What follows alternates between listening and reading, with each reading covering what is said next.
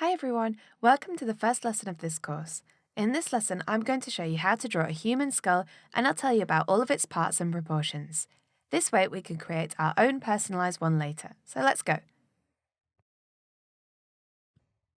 I recommend that you take notes as I draw. The best way to take notes is to draw the same as me, following the instructions I give you. This way you'll retain the information better. So take a pencil and some paper or use the software of your choice with your graphics tablet. We'll start by drawing the main blocks of the skull. Draw a sphere that represents the main body of the skull. Then, block the lower jaw with simple lines, almost like drawing a portrait, only without the skin or the muscles. We need to establish the midpoint on the skull, as this will be our guide for the whole drawing.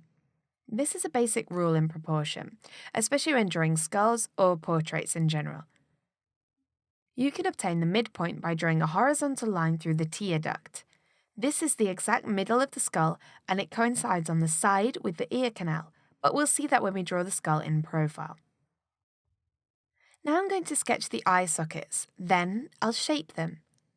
As you can see, I'm drawing one of the eyes inside the socket so you can see how the horizontal line goes through the tear duct. If I placed the muscles and skin, you'd see the eye like this inside of the socket. Then I'll draw the basic shapes for the cheekbone and the upper jawbone or the maxilla.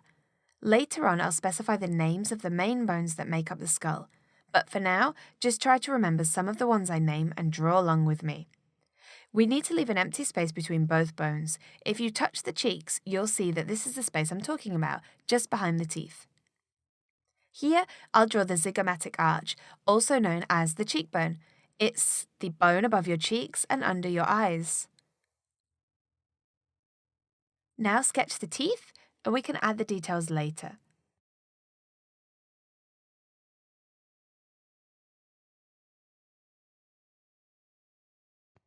I'll draw the shape of the eye socket properly so I can define the shape of the skull correctly. If you touch the area around your eyes, you'll feel the shape of the socket. Don't forget the naval cavity. Our nose is made up mainly of cartilage and has very small bones, so all the nose area is an empty space. Then we'll draw the superciliary arches. These arches are where our eyebrows are and they border the eye sockets, but just follow the shapes that I'm drawing.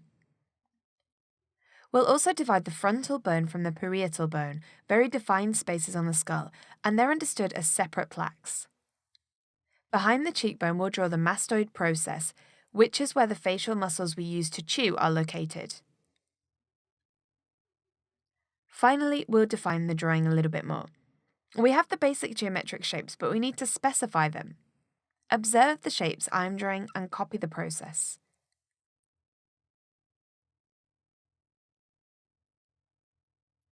Let's go back to the teeth.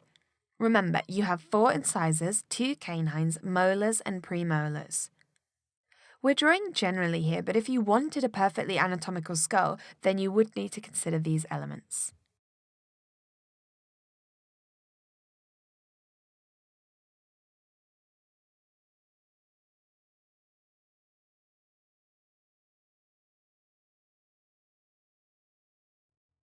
I'll shade the gaps of the skull in black so you can understand which spaces are empty and which ones are bone.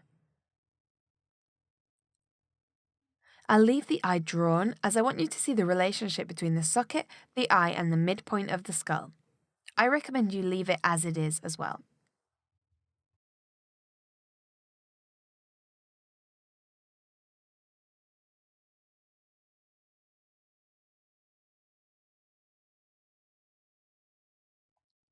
I'll just detail some of the facial bones a little bit better so you can understand how they work and where they're placed.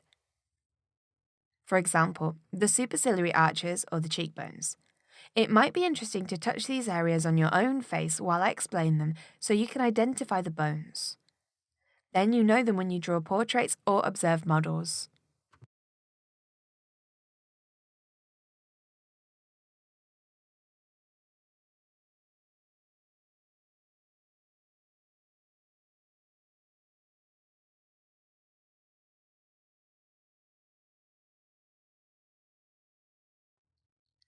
Now I'm going to explain a bit about the proportions of the face. This will help you when you're drawing portraits. The face is divided into 3/3 from the start of the hairline to the chin.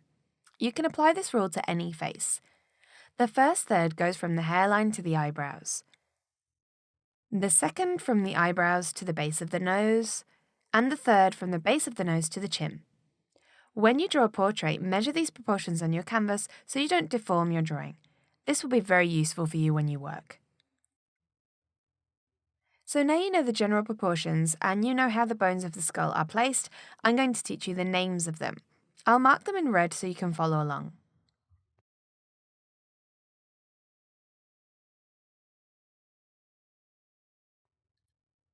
This first bone that covers all the forehead is the frontal bone. On the sides we have the parietal bone.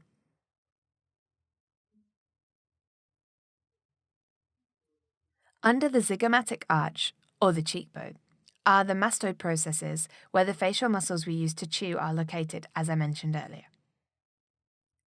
Then you have the cheekbones on either side of the face and underneath the eye sockets. The glabella is the bone between the two superciliary arches and the nasal cavity. Bordering the eye sockets are the superciliary arches. That's where you'll find your eyebrows, and these arches protect your eyes.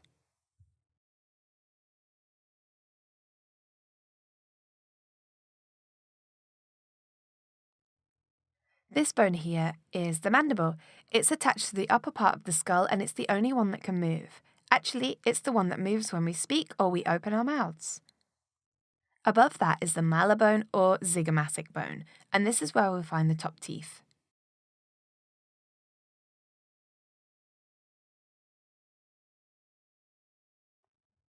So, now you have all the information you need about the skull, we're going to draw it in profile and 3/4 to better understand its structure.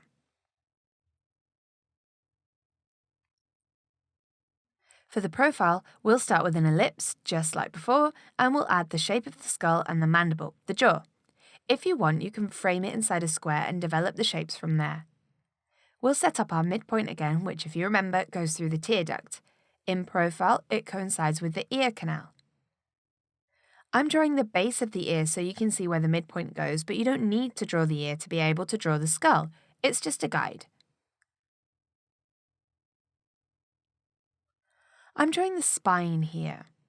Well, it's really just a very basic outline, but it's so you can understand how it's attached to the skull. If you're interested in anatomy, there are so many interesting books where you can learn more about these concepts. So that's how our skull looks in profile. Copy the shapes again to yourself to memorize them. Now we're going to draw the gap between the cheekbones and the mandible. Observe its structure and see how it works. Touch up the shapes of the skull in profile and establish where our teeth are going. Remember that whenever you draw anything, you need to go from simple to complex, and gradually your drawing will take shape. Now we're going to draw the eye socket in perspective.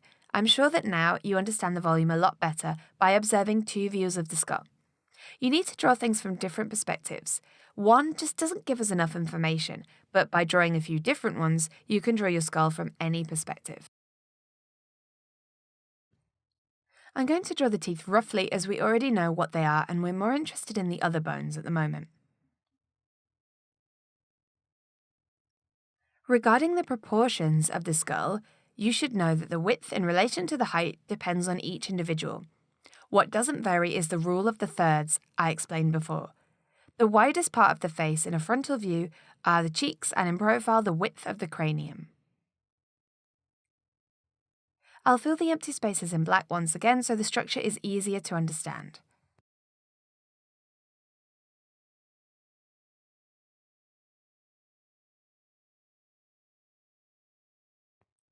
Studying all these things will help us in the next lesson to adapt them to our own style and personalize them however we want. We should always know what we're drawing really well, even if we only want to draw simple lines.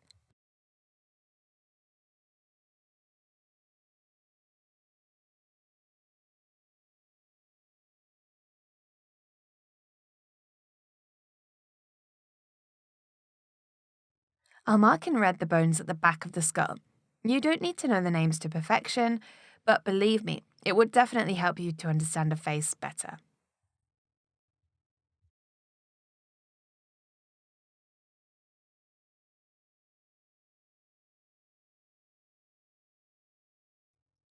Lastly, I'll draw a skull in 3/4. To do this, I prefer to place it inside a cube where I can see the perspectives clearly. I'll start with a sphere, and then I'll draw the mandible in perspective. Set the midpoint lines of the face, the horizontal and the vertical, so you know where the middle of your skull is. Draw in the eye sockets and continue through the rest of the elements. See how the 3/4 view works and copy it yourself to practice the process.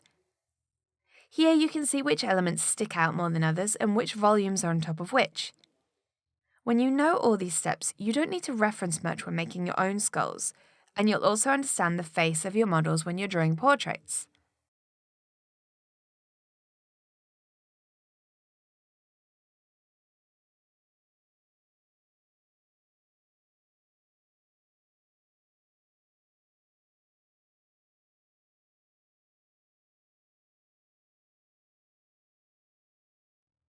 You now have all the information you need to invent your very own customized skulls, and that's what we're going to do in the next lesson. I really hope you enjoyed this lesson and you're learning some new things. I'll see you there.